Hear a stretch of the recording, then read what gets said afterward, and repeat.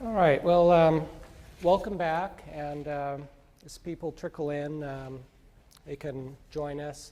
Just want to remind you again about the cell phones, of course, that they're either off or on vibrate. Our schedule today is, after this brief introduction, we'll have Dr. Mustata talk about states of being, and then I'll talk about deconstructive experience. And then we'll wrap up with small groups, and then a talk on getting started. So kind of what are the nuts and bolts? How do you actually launch into this treatment if you want to give it a try? So I'm hoping that yesterday you're able to get some basic tools and be able to start to apply them.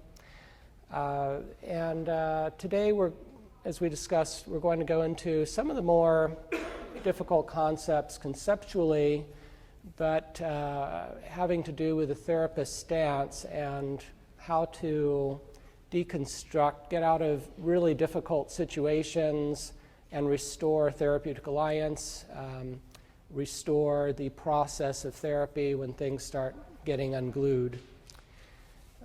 So I think you'll find it useful, but some aspects of the conference you may take and incorporate, others you may decide, that doesn't really fit well for me, and that's certainly okay. Let me just have a show of hands. How many of you saw clients in the afternoon after the workshop? Okay, so good, a good number of you. How many of you tried to apply what you learned yesterday? Okay, good. And I'm just curious, any interesting results on that, or how did that go? Anyone want to share their experiences so far? Okay. Well, first I caught myself doing the usual parent thing for one of my patients, and then once I caught myself doing it, I sort of took a step back and started putting more responsibility on them and watched them flounder a little bit and kind of watched myself flounder with them floundering, but we're able to get through it, and then at the end they were able to take a little bit more responsibility. So. Oh, good. Anyone else? Okay, so it's difficult though, isn't it? It's difficult work. It doesn't necessarily come naturally or easily. So I just wanted to wrap up just briefly introducing Dr. Mustata, and we can get launched here. Any questions before we do that? Okay. So Dr. Mustata is on our faculty, has been for several years. He's a master's level clinician in dynamic deconstructive psychotherapy, did actually a fellowship in that, as did Dr. Duranya. And I've really appreciated him as a faculty member. He really brings in a different perspective, brings in a lot of humanities, very rich knowledge within the humanities as well as philosophy. And so looking forward to today's presentation. We'll have to wire you here. Do I need both? It's not. This is for the camera. Oh, for the camera. Yeah. I'm being wired. Okay. So yeah, you could use a clip or the pocket. Okay. And then this should be All right. I guess the pocket is better. close up here. Okay, it's okay. Yeah, she'll wave. Okay, that's all right. So good morning, and thank you for coming. Do you hear me? I was looking forward to get this microphone. When you don't know what to do with your hands on stage, it gives them a wonderful sense of purpose. It's like a transitional object, I'd say. It's really not me, but it works so well. So I think you should all get a microphone. Now, with this morning we're going to get into the core of dynamic deconstructive psychotherapy. two, I'd say, more complex presentations. And I hope you can bear with me because, I remember Albert Einstein saying, things can be explained in simple terms, but not simpler than that. And I'm going to try to make it simple and intuitive. It might be, though, complex. So, states of being. Now, to begin, I would like to go to that characteristic of borderline personality disorder, which is the most relevant for states of being. That is, these people are unstable. They are actually, I would say, predictably unstable. That's what borderline personality disorder is about. And they are unstable on many dimensions: emotional instability, self-image, cognition, decision-making, relationship, the whole 9 yards. So, we should remind ourselves that whenever we see a patient in a certain frame of mind, we know that patient is borderline, that's more to them that meets the eye. And now I have a question for you. Now, are these patients all over the place? Are they just unpredictable, random in their responses? Whenever they flip, they can end up God knows where. Or is there some sort of, maybe predictability on their responses? Maybe some patterns. What do you think? I'm not hearing? I'm saying I say it's predictably that they are unstable, but when they are unstable, are they more like, say, when you drop a rubber ball on a chaotically rugged landscape? You don't know where it's going to be, the ball's going to land. Yeah. Are the borderline patients like that, or not quite? They seem to have a logic of their own. That's interesting. So that seems to be an inner structure. Luba was. I was just going to say that That's predictably unpredictable. Yeah, all right.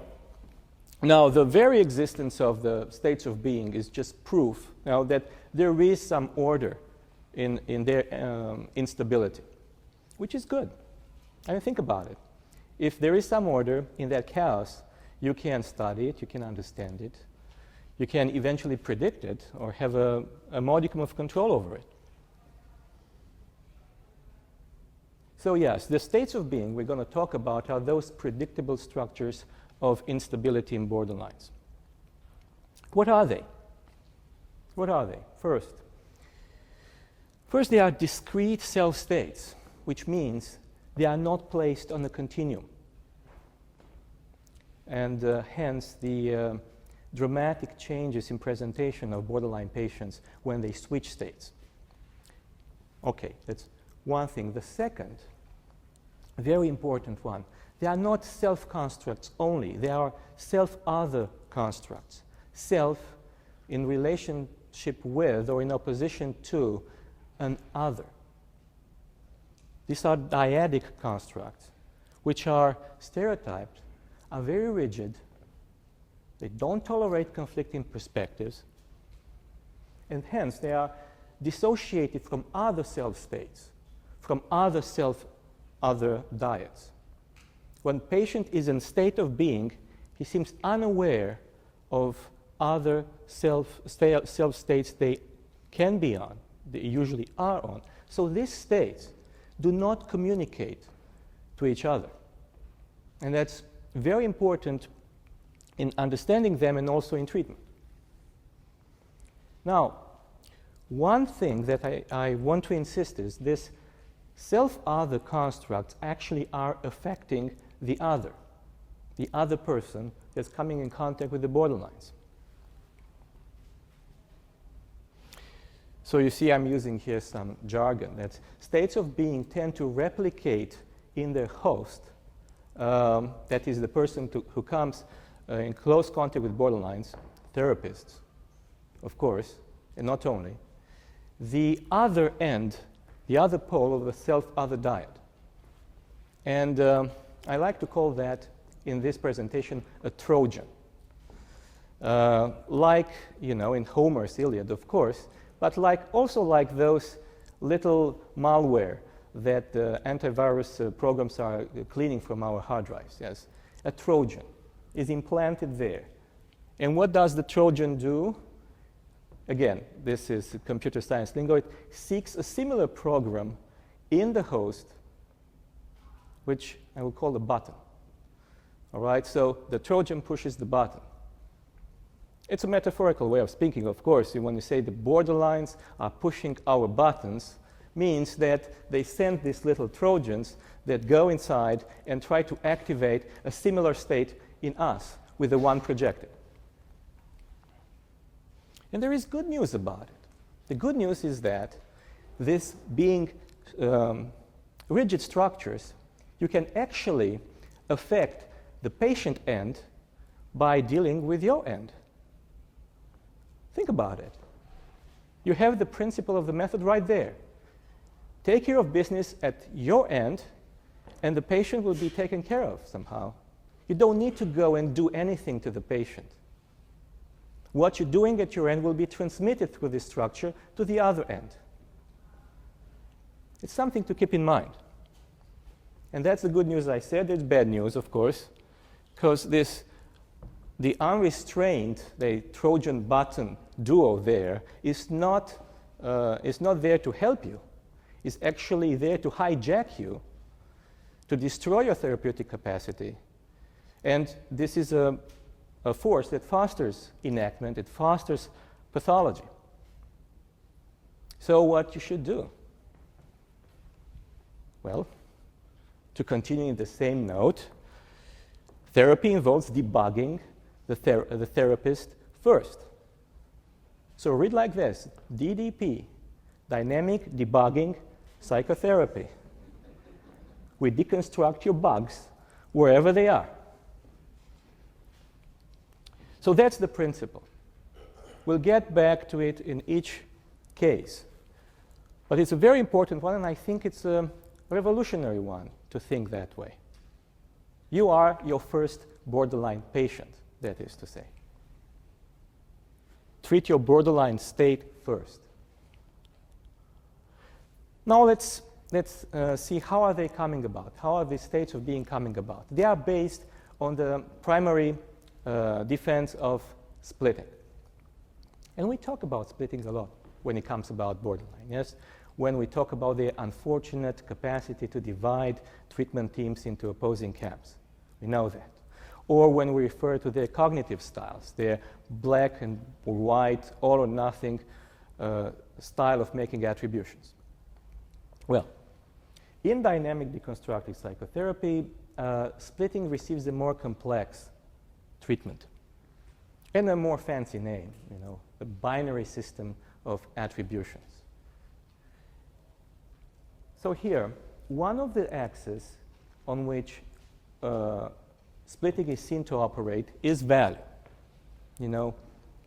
People are divided, and self, in all good, all bad camps, either idealized or devalued. All right, that's not new. I don't think it is. The other one is agency. Now, what's that? Well, who has the locus of control? In the dyad, where the locus of control is.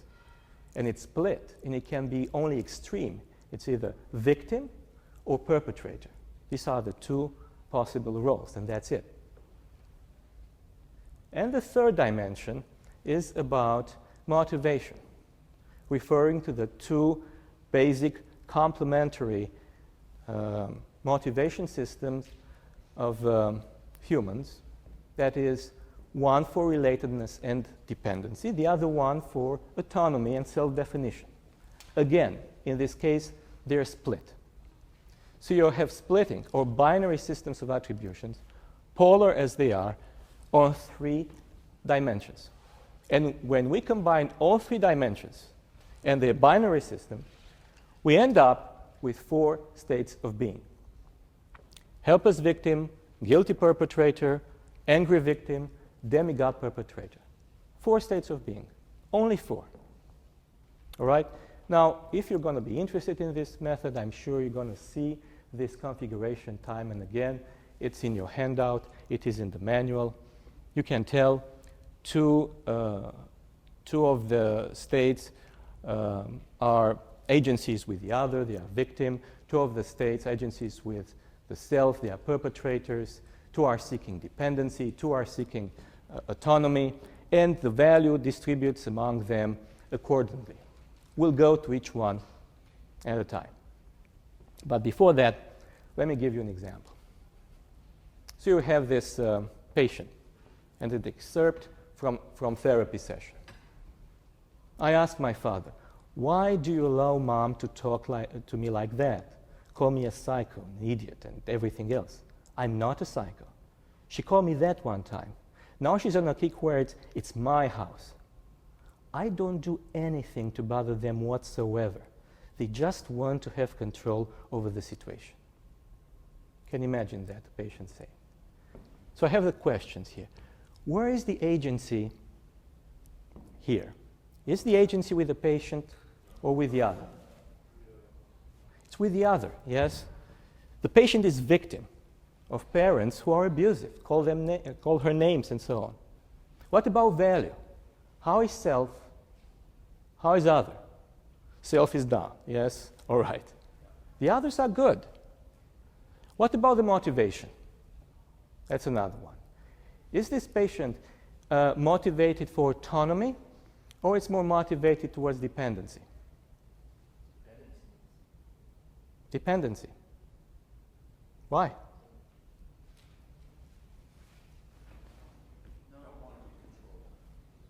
They don't want to be controlled.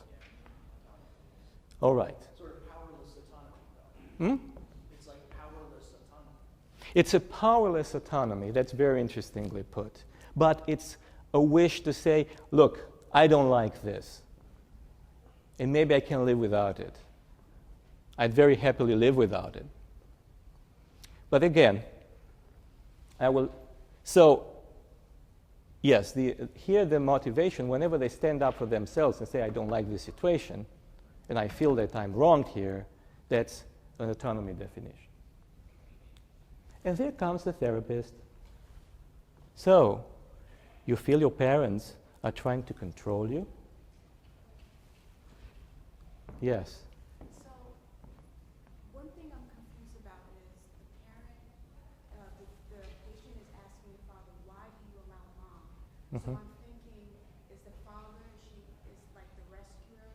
So is this, and that's why I thought it would be more like a motivation for dependency. It's a very good observation. Here, mom and dad have kind of polar. The dad was supposed to say, mom, come on, stop it, be the good guy, and the mom is the bad guy. But where is the power? Is the patient having the power here, or the parents have the power? It's either father or mother. So I'd say, the power sits with the other. The agency is in the other. Yes. Yes, okay. In this one, because they said, no, I'm not an idiot. I'm not a psycho. You're calling me names. You're bad. It's implied. So what do you think the patient will answer now to the therapist? It's like yesterday, make an expectation in your mind. What do you expect to happen here?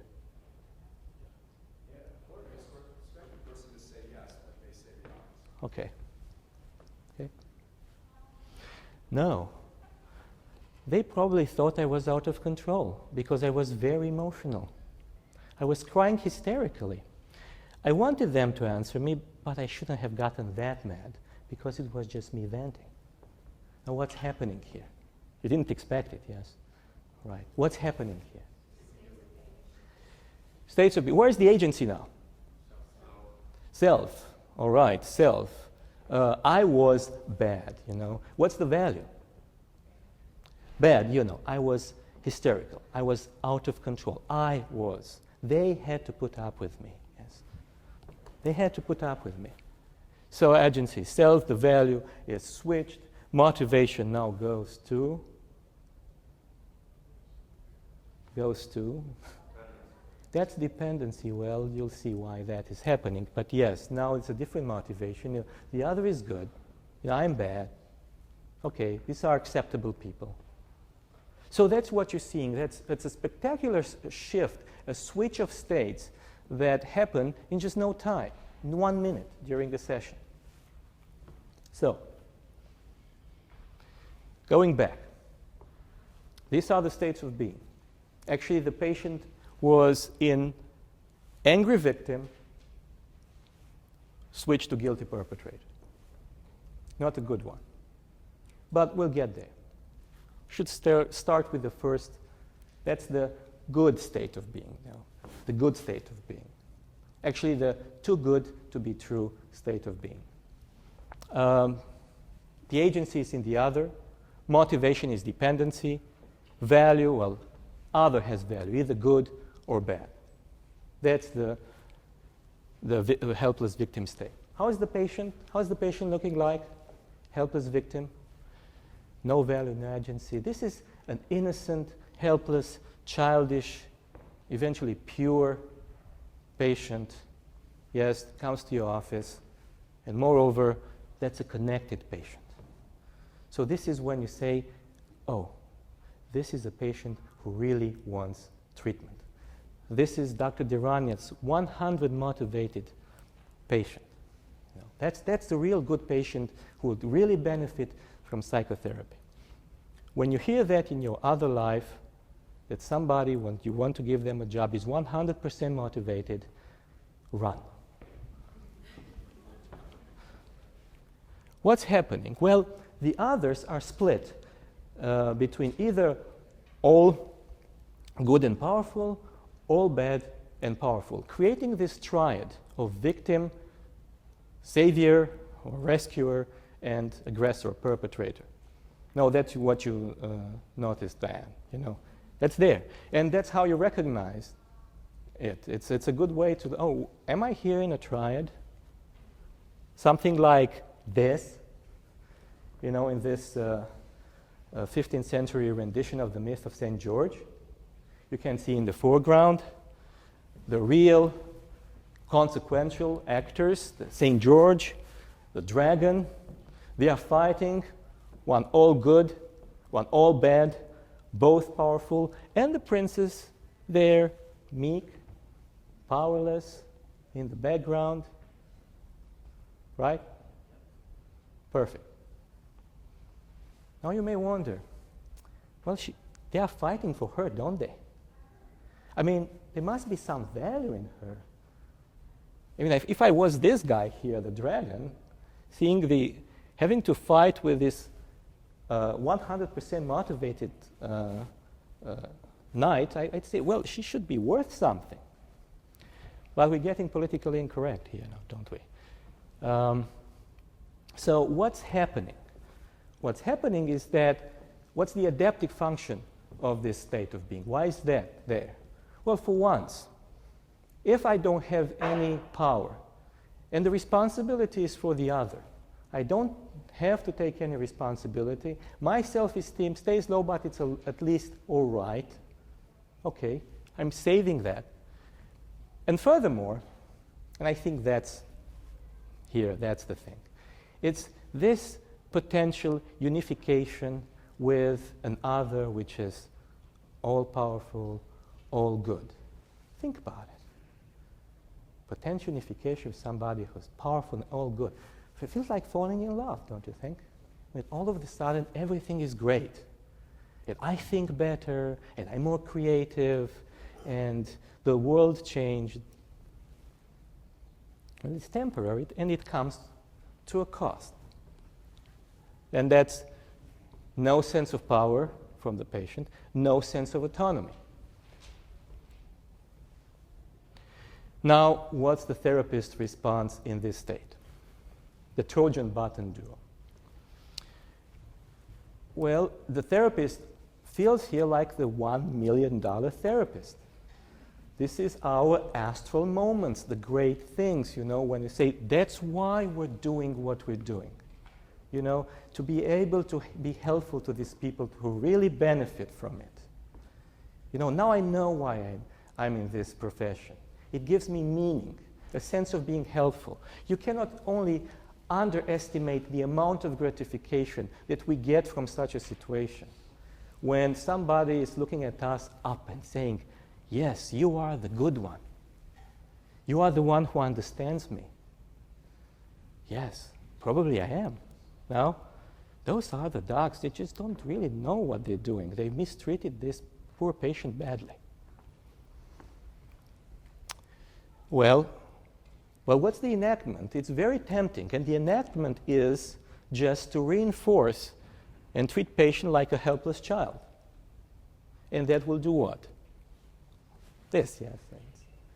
It's a blissful, however, that only reinforces helplessness, regression. You'll see a rescuer-aggressor swap, bad surprise for St. George.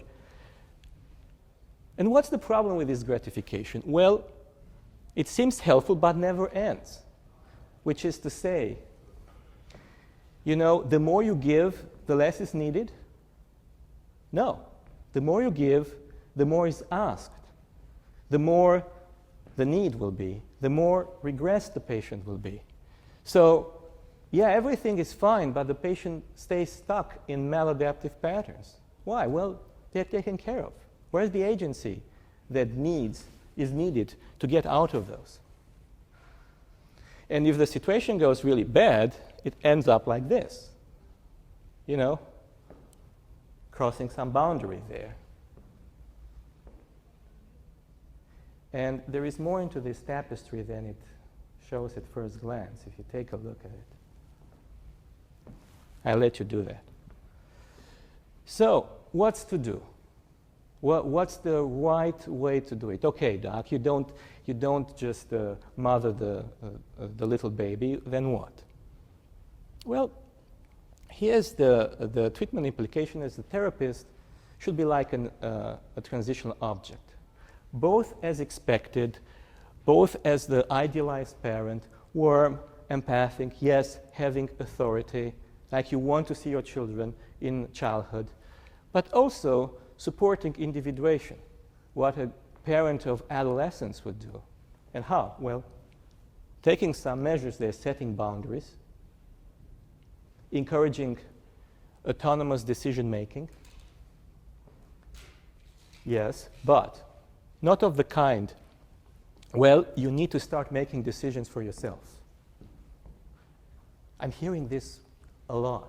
You know, the patient needs to start making decisions for himself, or you need to do that. Isn't that not encouraging autonomous decision-making? What do you think? Yes, you are showing me. Yeah, it's a double bind here. On one hand, you say, I want you to be more independent, but I prefer it from that height on you. How does it make you feel when you're like that? Okay, so let's move to the angry victim state. And with the helpless victim state, the pretty states are basically gone. And the angry victim state is one that, as the name is, doesn't look too good, you know, angry victim state. But as a matter of fact, this is a healthier state than the one before, and also it's a fun state to deconstruct. It's rather fun. Well, what's happening? Now, let's take a case. That's not all what it is with the angry victim, but let's take the case of the patient that you really, really helped, because you felt like in helpless victim, this is a patient who needed a lot of help, and making use of that help somehow, and had a rough life. And they asked you to fill in paperwork for disability, and you did. And they wanted twice a week because they couldn't cope, and you accommodated that. And they're calling you on the weekends. Yeah, but that's when they are mostly stressed. They're by themselves. And they wanted you to write Klonopin, and you did. You know, well, maybe that's not such a bad idea. And then what? Because you took vacation, or just because you thought it's not such a good idea, maybe to increase the dose of Klonopin, or or because you just were looking at your watch when the patient was talking and said, look, are you with me here? Are you following? Are you really following me? I don't think you do. I think you're here for your money, and you don't care. You don't. How many patients do you have today? So I know how many guinea pigs you have. Yes. Yes. Yeah. All right. So, all right. And you say, oh my, this is ridiculous. I mean, after everything that I've done, what person is this? You know, the person who bites the hand who feeds her. All right, not good. And how the patient don't look well here. Why not? Well, they're either entitled or paranoid. You know, externalized blame. They feel many times they are kind of grandiose. You know, blaming others, nothing wrong with them.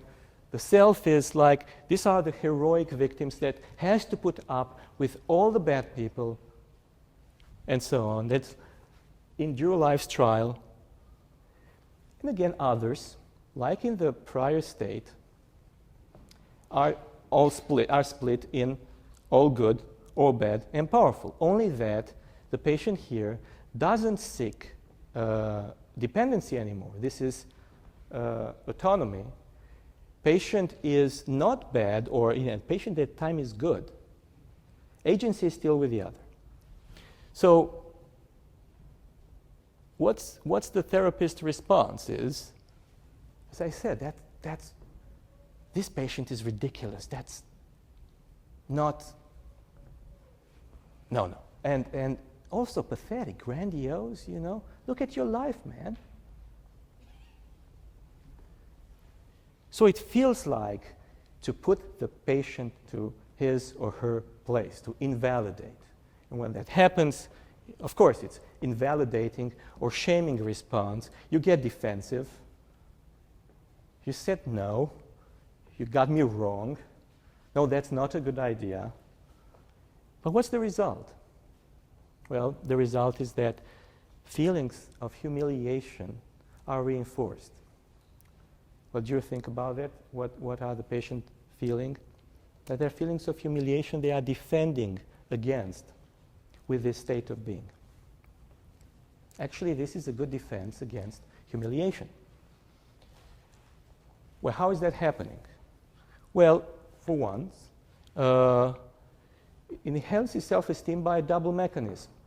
Externalize the blame, idealize the self, you defend against that. Moreover, might fulfill some wishes for autonomy. It's a push for autonomy. Yes, indeed, it's a miscalibrated push because they don't know how to deal with their anger, how to use it to assert. It comes up the way it does. Ridiculous, maybe, grandiose, but it's there.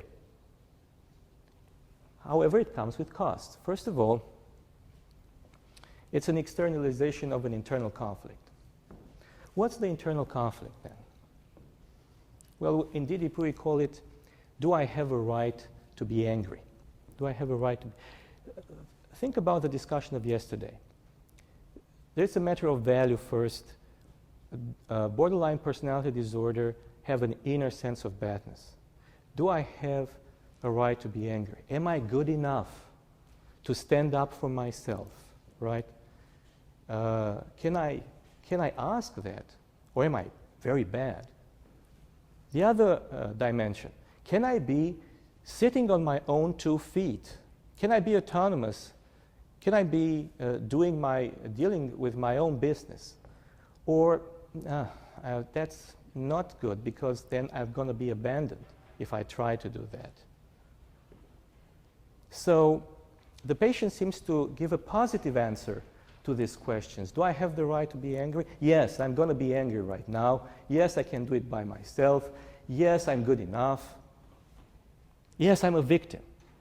All right? I'm not a perpetrator. Well, you externalize this internal conflict. Now you have enemies. And you also get into this state of isolation and fearfulness.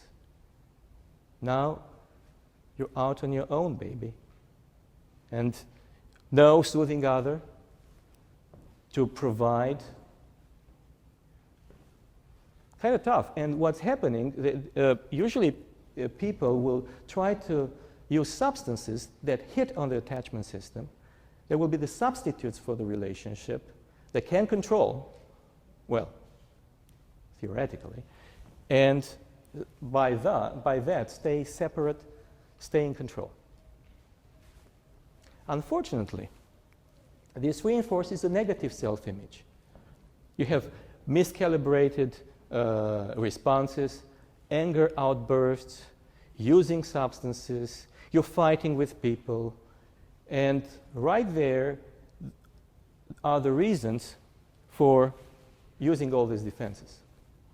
Try to fend off shame. It's not shame, more shame that the patient needs. So what are the treatment implications? I'm going to go again with that first step. Treat the therapist first. Debug the therapist first. The elegant term for that in psychodynamic therapy is containment. What is it consisting of? Like yesterday, we ask our patients to label their emotions, to understand what's going on in the inside. In such moments, the same process needs to happen in the therapist. Wait a second. What's going on here? I'm getting angry. All right, what else? I'm righteous right now. I'm going to speak like a parent if I go on doing that. Oh my God, I don't like this patient. Look at him, what's pathetic? Scorn. So it's very important. Without it, you're not going anywhere. First, recognize, hold the affects in before you're doing anything else. And when you do, what is it? First of all, you don't fight. You accept disagreements. Really? Okay. So you take in what the patient are saying. Feels ridiculous? All right. You take it. Avoid control struggles. In the end, you want to give the conflict back to the patient, not to transform into a conflict between you and them. So, but by acceptance and by mirroring.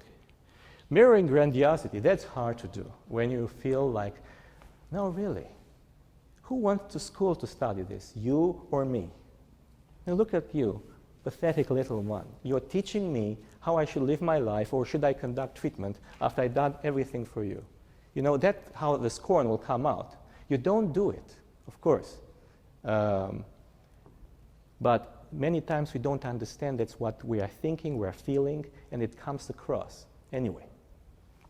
So mirroring of grandiosity is saying, from a point of understanding of what's going on within you, is moving against that and saying, but you're really knowledgeable about many of these things. That's great. You're having a point there that I haven't thought about. And then the need for defense is no longer there. So let's take here an example. So the patient comes, next session tells the therapist he felt manipulated in the prior session when they discussed about medication. What would be the answer, the best answer? I think you may have misunderstood. I was simply trying to give you a choice. I'm glad you could share your concerns with me. What's it like to have a doctor who seems to manipulate you? You are taking me for other people in your past who did indeed try to manipulate you. And I like this one, actually. I noticed that you are in the victim role and not taking any responsibility for the miscommunication. Do you think it's possible you misunderstood me? Which one would correspond? B. Yes. B. It's an accepting one. It's an inviting one. All right, I'm glad you were so open with me. You know, I invite you to be more open. While D, for instance, is a probably disavowed attempt to manipulate the patient to give a certain response, you can see the sweetness, the sugar coating of the aggression.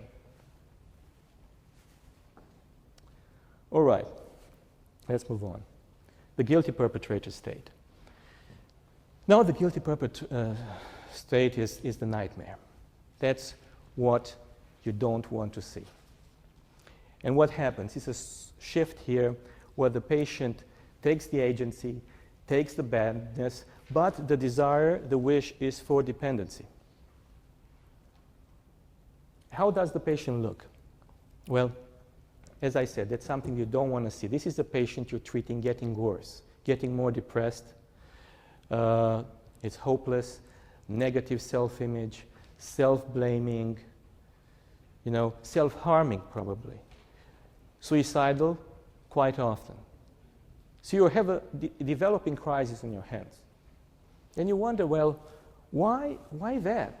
What purpose that might serve to the patient? Are there adaptive functions for such a miserable state? And yes, there are.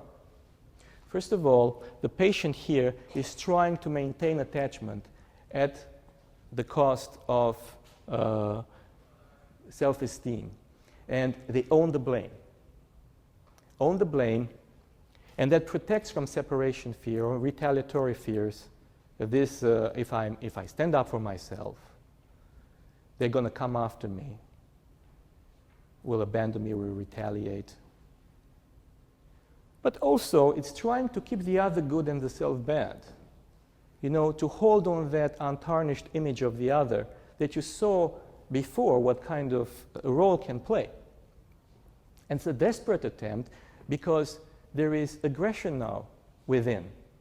And that aggression will be turned on to the self. And it is turned on to the self, but not fully. There's an aggression that cannot be fully admitted and turned into assertiveness, is taken part on the self, and the other one is displaced on the other as passive aggressiveness. They're going to be passive aggressive. How? Well, they're going to destroy you as a therapist and your therapy, and that's happening right before your eyes. Besides, this is the patient takes all agency in this. You're good, yes, but you're ineffective. How does it make you feel, to be ineffective, helpless, impotent? Great, no? That's really a kind of situation we try to run away from because it's very bad. On one hand, well, I'll go there, but the cost of it, because the patient is the first to pay the cost. Autonomy and self-esteem are sacrificed, for relatedness, for dependency. It seems a bit like helpless victim state, only that there is anger here, and the anger and the resentment is displaced onto self. Patient gets depressed, and the whole 9 yards. But unfortunately, what's happening is, think about those people, the others, they are in proximity, and they are trying to help to a point, but they get burnt out. And they get burnt out by being in that position of an ineffective rescuer. And they will end up abandoning the patient, re-traumatizing the patient. So what's the therapist's response? Well, this is the most complex of the situation. And what's happening within the therapist, I think is different here than any other states as level of complexity. On one hand, this is your patient. You're responsible for it, and you're failing at it. That's what you're seeing. And makes you feel inadequate and incompetent. And, these are the patients, and these are the moments when you think, so who thought I'm good for this? Whose idea? Who thought this is a good idea? Or at the end of the day, it's like, I don't think I can do this anymore. Just maybe I should go to administration, or do some research, or embrace photography, stay out home cooking more, because I can't take this anymore. I can't take this anymore. And what's happening? Well, remember what's happening with the patient, because what's happening with the therapist parallels what's happening to the patient. The patient responds to the question, do I have a right to be angry? In a negative way this time. It's not the angry victim situation where, yes, I do have. It's no, I don't have the right to be angry. No, I am bad. I am bad. I can't be independent. I am the perpetrator. What's happening with the therapist? Well, the therapist, on one hand, do I have the right to be angry at this patient who's actually getting worse, is doing things that are not along with the treatment? Well, and there is a lot of passive aggressiveness displaced into the therapist, an impotent therapist, you know. Is the patient's passive aggressiveness in a way a push for autonomy? No, I think the passive aggressiveness is the unconscious outlet for the resentment to be sent to the therapist without the patient acknowledging it. Gotcha. So it's never, I'll show you how bad I am and how bad you are by not getting better. Well, it is, but in any way it's not conscious. It goes. That's not what they want. That's what they do to you, but the motivation is not there in that sense. So the conflict is, on one hand you feel angry, on the other hand you feel shamed and guilty and inadequate. Well, do I have the right to be angry? Well, usually what's happening, and the therapist doesn't know what's going on, but knows that this is getting worse, and God, why me? Why is that happening to me? And there is one push to try to help, to do something, just the patient gets better and I don't feel that bad. And on top of it, it's the passive aggressiveness on tail of this attempt to be helpful. And these are the worst moments in treatment of borderline personality disorder. These are the moments of polymedications. These are the moments when phone calls are made to the doc and said, this patient needs another medication or needs more medication. Or even worse, it's like this patient needs a higher level of care. Right. Okay. Which means abandoning the patient, right? Which is exactly what they're trying to. They put up this state of being exactly to prevent that from happening. And you're thinking, well, but the patient really needs a higher level of care. But what else can you do? Well, instead of trying to be the ineffective rescuer and trying to do frantically all sorts of things like this, road repairs, whichever you're going, nothing's going to work. Because, well, that only would make things worse. The patient will stay in the state, would now reinforce that, yes, I'm unredeemably bad and you're good, but you're ineffective. The therapist should be doing something else. And first of all, again, we go to this containment or the debugging, trying to realize what is at stake on the inside. If the therapist now responds to the question, do I have the right to be angry, positively, somehow, understanding what's going on the inside, then the therapist can mobilize enough aggression in a conscious way to step up and challenge the patient. And challenge is that what they don't expect. They expect to be a good, helpless rescuer that fails. But you cannot challenge, again, if you're not somehow in contact and okay what's going on the inside and realize that my shame and my inadequacy will prevent me from being assertive here. And, you know, the good therapist prepares those moments well. First of all, you start your treatment with clear expectations what the patient is supposed to do. And the patient is supposed to be proactively involved in treatment and come up with material to explore and get to therapy in time, keep themselves safe. And that's exactly the moment when you can present them evidence that they are not doing that. They are missing appointments. They are not bringing material. They are passive and doing other things.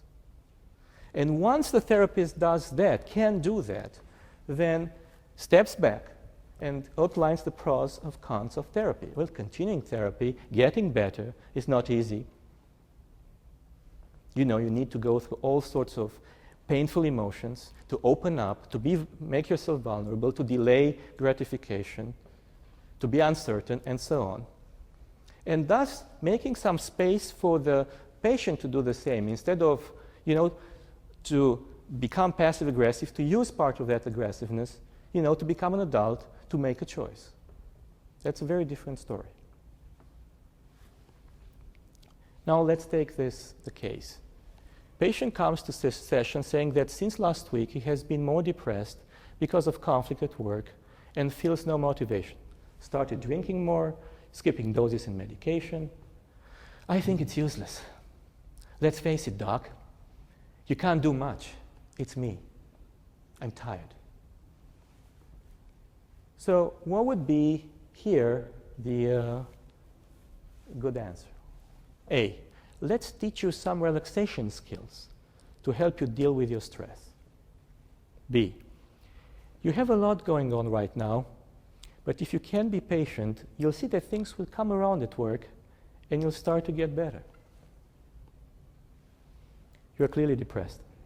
We need to think about trying a different medication. What's it like to have nothing work for you? Recovery is difficult, but doable. The question you need to answer is whether you truly want it. Now, how does option E look compared to all the others? Well, if you don't, my take is if you don't know what's going on, that sounds like what? Where do I come from with that one? So that's why the guilty perpetrator state is not an easy state to deconstruct. First, you need to deconstruct it in yourself. Then to move on, challenging this patient. All right. We can talk more about it. I have one more state. What's your level of aggression now? And where do you stand with that? Because it's needed for this coming one. The demigod perpetrator. I mean, it sounds ominous, yes? Yes? Just clarify, in that last example, was the correct answer D or E? Well, what's like to have nothing working for you? It's the correct answer in an angry victim. When you ask, how's that? But when you ask that question in a guilty perpetrator state, you have no agency to ask it. You have no agency to make any difference. You know, a very accommodating therapist that has agency, when does it in angry victim state, deconstructs the angry victim state and does nothing to the patient here. The patient needs to mobilize something. In this one too, because this is a state of unrestrained aggression. It's the opposite of the helpless victim. The agency is with the self. The wishes for autonomy, they don't care. Good, bad, the self, doesn't matter. And again, it does not need to be a story of hyperviolence like this bad boy in Clockwork Orange. What's happening? Well, the patient, how does the patient look like? Well, the patient is either blunted, flat, or elated, idealizes badness, and self-esteem is derived from ability to manipulate and use other people.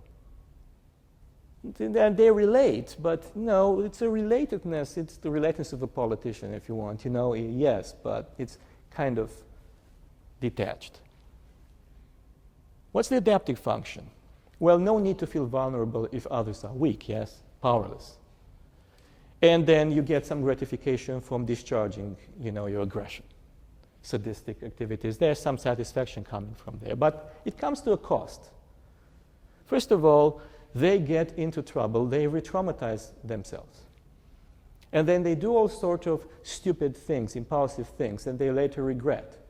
And they challenge their sense of agency and of omnipotence after that. They crash, and they can go easily to angry victim or guilty perpetrator state. Now, I'm saying this is an interesting one for the therapist. Because what's happening, the therapist tends to be here either charmed or intimidated. Not angry, not indignant. It is something, some sort of fear combined sometimes with moral anesthesia. So when you hear the doc saying, you know, I want that patient out of my ER, or this patient has nothing to do with the inpatient unit, and you hear that they are giving you a portrait of a psychopath that needs to be kicked out, but they are angry, well, it might be so. This may be the psychopathic features on those persons, but the state is likely to be angry victim, not demigod perpetrator. Because demigod perpetrators don't make people feel more empowered. If anything else, people start feeling weak. So the enactment is timid, it's pleasing, it's playing along with the patient. And that will only reinforce this image of an empowered self, helpless other. But here's a trick here. What's the button pushed? What do you think is the button pushed in this case on us? Something we don't quite, our little psychopathic self, as a man. I wish sometimes I could do some of these things, get along, get away with it, and be fearless. It's a bit of an envy can be for men. For women, they might be actually deep down there liking this bad boy who's going for real deal, This is more of a man than many others. Not quite, actually. So what the treatment implication is that is the therapist should regain the moral agency and the courage. And that's not easy to do in this state. To give you an example, patient. I've dealt with a lot of doctors in the past. They learned pretty quick to treat me nicely, or I gave them what was coming to them. Maybe you are allowed to get away with that kind of behavior in other places, but it ain't going to happen here. Hostility in any form is not allowed here, including making threats. Well, this is a showdown, yes?